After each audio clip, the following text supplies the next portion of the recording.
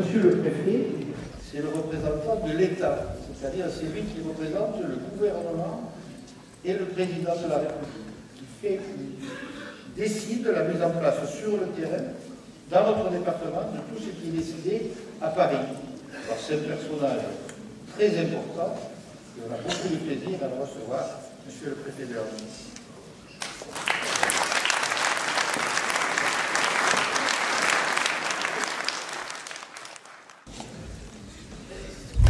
Monsieur le maire et président de l'association des maires, mesdames, messieurs les élus, je voulais saluer le vice-président du conseil général, je souhaite saluer également M. Kérouche, le président de la communauté de communes, mesdames, messieurs les élus, maires de l'ensemble de cette intercommunalité.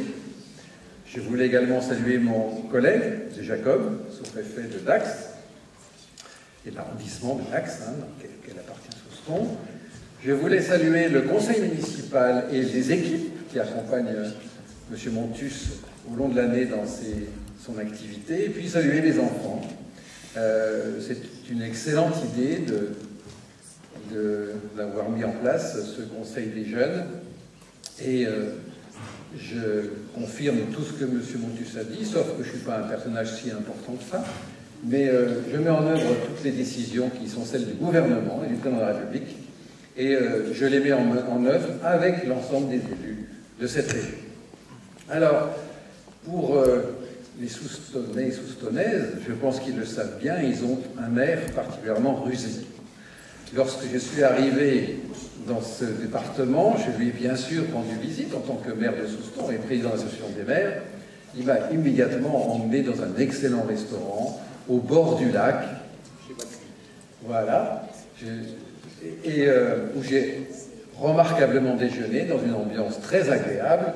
Comment voulez-vous après que je refuse de regarder ces dossiers DETR avec une particulière attention?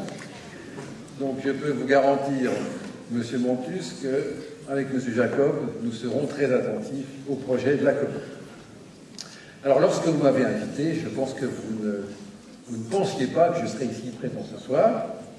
Or, j'y suis avec grand plaisir. D'abord, je voulais vous remercier à nouveau pour régulièrement, chaque fois que nous nous rencontrons, la qualité de nos relations, la qualité de l'accueil que vous nous réservez, la qualité du travail que nous faisons ensemble. Encore tout à l'heure, d'ailleurs, à l'initiative de M. Montus et de l'Association des maires, nous sommes réunis sur le projet d'aménagement du temps scolaire, qui est un projet un petit peu compliqué à mettre en œuvre, mais qui est essentiellement tourné vers le bien-être de l'enfant, vers la qualité de l'enseignement, vers la qualité de l'apprentissage, sachant que notre pays n'est pas dans une situation internationale extrêmement positive. Il faut améliorer tout ça, et je pense qu'ensemble, nous allons y arriver.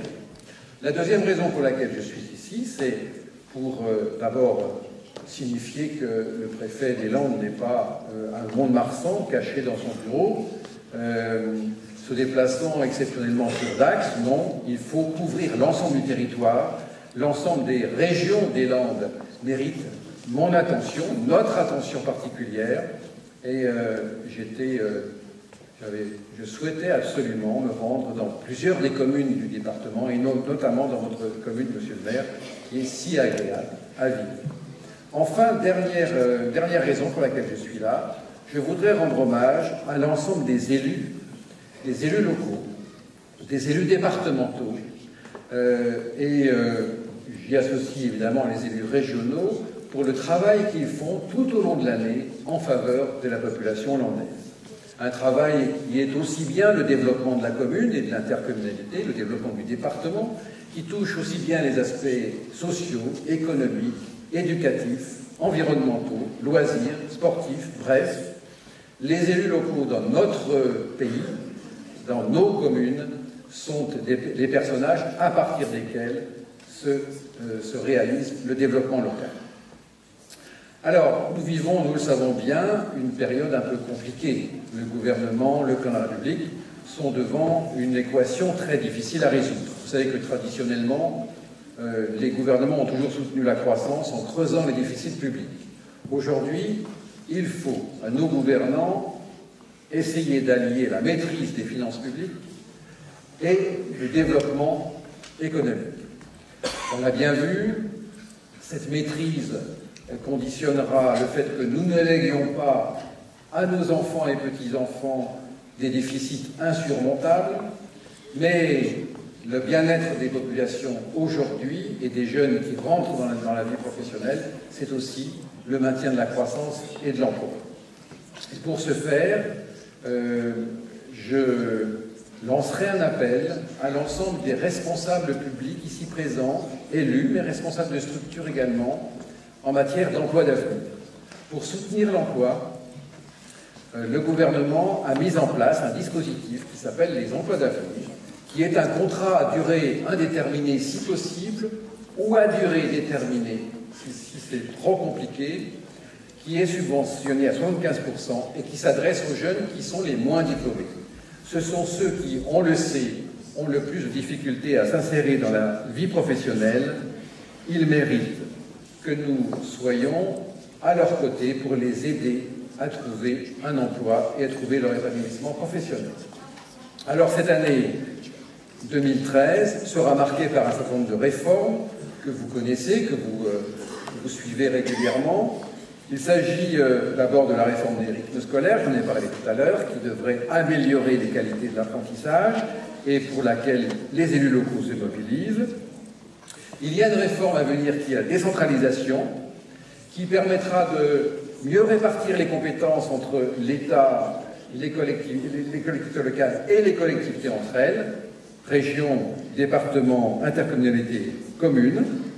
Il y a également la réforme électorale qui est engagée. Vous savez que le conseil général deviendra un conseil départemental avec des conseillers départementaux dans les circonscriptions desquelles vous aurez à chaque fois 2 élus, un homme, une femme, de manière, enfin, dans l'histoire de France, à garantir la parité dès la première élection.